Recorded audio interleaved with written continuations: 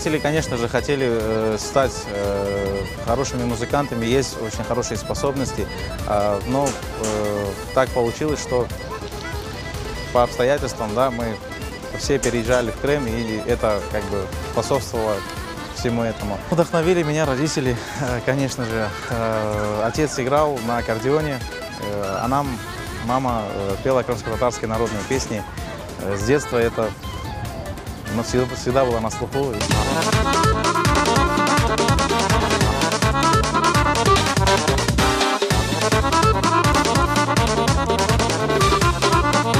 Аккордеон – это моя жизнь, аккордеон – это моя душа, потому что живешь с ней, просыпаешься, ложишься с ним.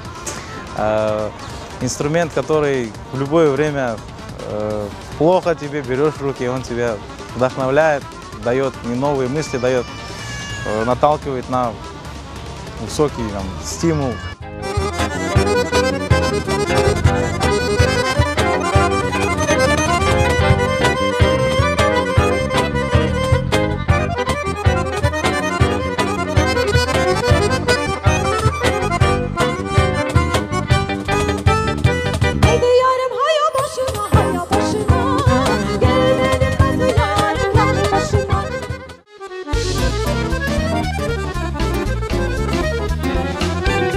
Крымско-татарскую народную музыку, во-первых, нужно знать, играть ее. И я думал, чтобы это все прививать с музыкальной школы, да, чтобы это было все нотно, правильно записано. Стержень должен быть. Стержень идет все от школы.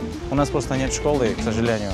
Я бы хотел, Аллах смятесе, иншаллах, в будущем и создать школу маленькую, пусть будет, но нашу, крымско-татарскую, и обучать как бы нотной грамоте классической музыки, естественно, но на первом плане будет наша народная музыка.